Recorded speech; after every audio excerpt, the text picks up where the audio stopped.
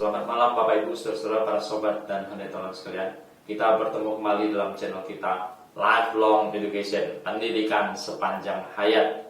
Pada malam hari ini kita akan membahas satu tema yang unik sekali, yang bisa kita beri judul sebagai telur ditambah sedikit air lalu dikukus.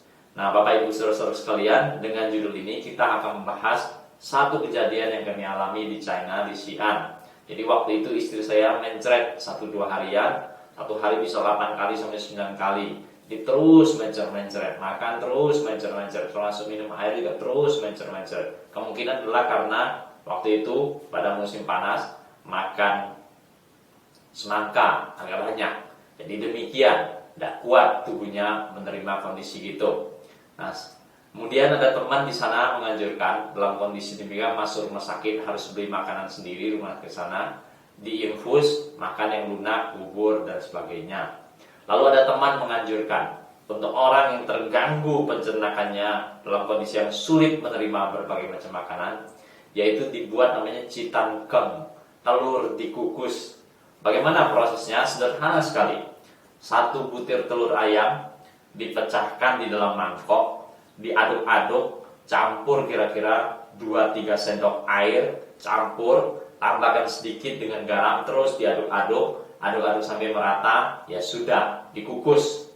Dikukus telurnya, kukus dalam kondisi air sudah mendidih, paling-paling 15-20 menit, dia akan jadi, akan selesai kukusannya. Dan seperti apa dia? Dia akan seperti agar-agar atau seperti jelly.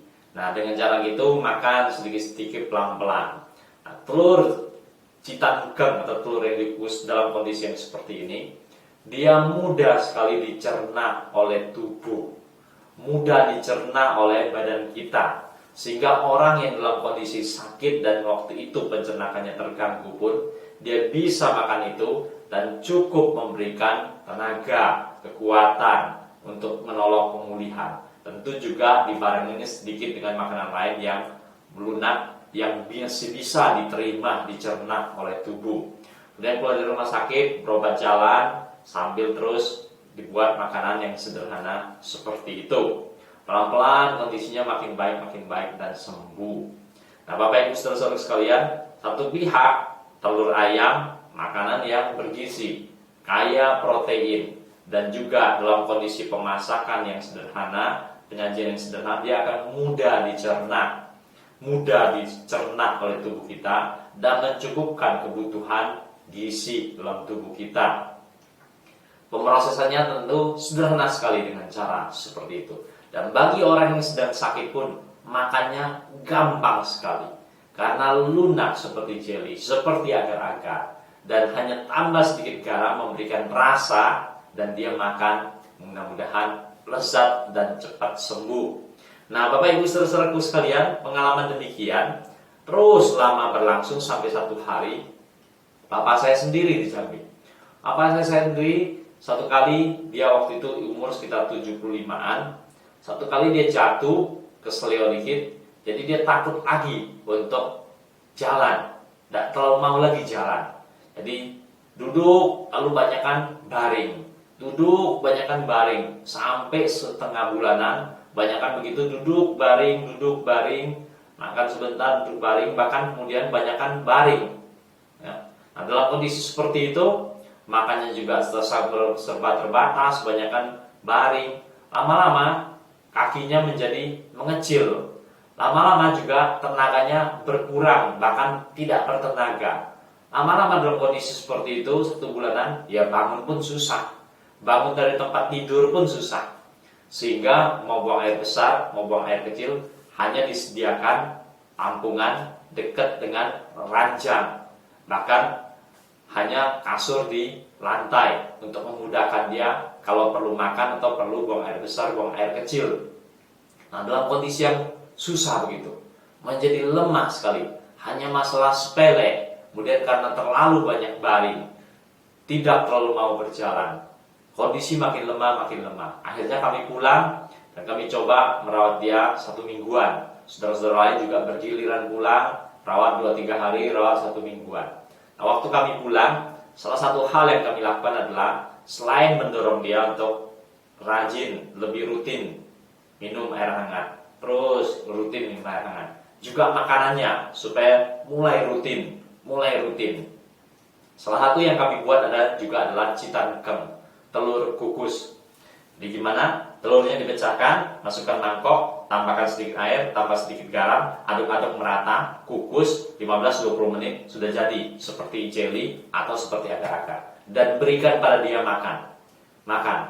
Jadi walaupun waktu itu sudah lama dia terbaring dan makanan sangat terbatas, lama-lama juga asam lambung sering naik, jadi susah makan. Diberikan makan telur kukus itu. Mau pelan-pelan, walaupun hanya sedikit 1 biji pun kadang-kadang tidak habis. Tapi terus setiap hari dibuatkan. Ya, tentu di makanan tambah makanan lain yang sebisanya. Dan kemudian dokter juga pergi periksa ke dokter juga memberikan semangat dorongan pada dia supaya dia mulai belajar. Ya, jangan hanya baring terus. Jadi dia mulai harus bangun dari tempat tidur, dari baring, mulai belajar duduk aja di ranjang. Kaki digoyang-goyangkan supaya kaki belajar gerak lagi. Kaki terus digoyang-goyangkan. Nah, lama-lama seperti itu, dari baring bangun pun susah. Paling duduk hanya 5 menit, mau baring lagi. Terus latihan seperti itu, lama-lama bisa lebih lama, 10 menit, 15 menit duduk. Terus goyang-goyangkan kaki. Lama-lama mulai lebih menguat. Nah, dari situ dia harus belajar lagi hal lain apa? Dari kondisi berbaring duduk, sekarang mulai belajar berdiri. Tak kuat dia. Ya. Nah, sudah lama, 1 bulanan lebih tidak jalan, tidak duduk, berbaring aja. Jadi dia dengan pegangan ranjang, dia belajar untuk berdiri aja, dari berbaring, duduk, berdiri, gitu aja latihannya. Pelan-pelan, susah tapi bisa juga. Ya. Nah, sudah mulai gitu, lama-lama dia harus belajar apa lagi, karena kakinya juga masih lemah. Dari berbaring, duduk, kemudian mau belajar berjalan dengan cara apa? Merangkak di lantai. Merangkak di lantai. Dan sudah belajar berdiri hanya bisa pegangan di ranjang. Merangkak, ya. Lama-lama terus dengan cara seperti itu. Satu hari lucu sekali karena ruko teralis. Satu kali adik saya pergi, teralis terkunci, kuncinya tertinggal di dalam. Di dalam hanya ada papa saya saja. Jadi ketika adik saya pulang tidak bisa masuk.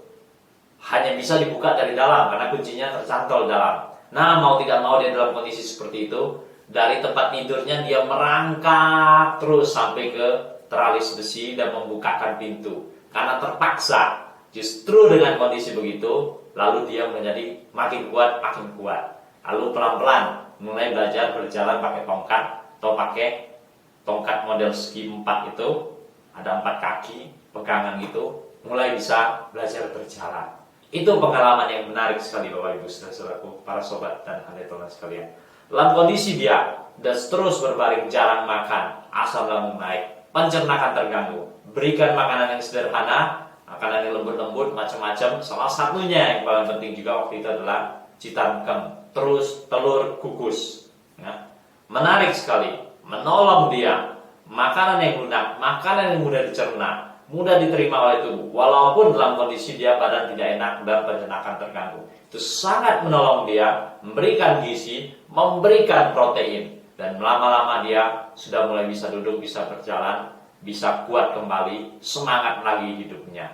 Nah, ini pengalaman yang menarik sekali Bapak Ibu sekalian. Jadi makanan yang sederhana sekali itu bagi orang yang pencernaannya sedang terganggu bisa diberikan. Ya. Orang sehat bisa, orang dalam pencernaan terganggu pun bisa. Telur ayam dikukus. Selamat malam, sampai bertemu kembali dalam tema-tema yang lebih menarik lagi.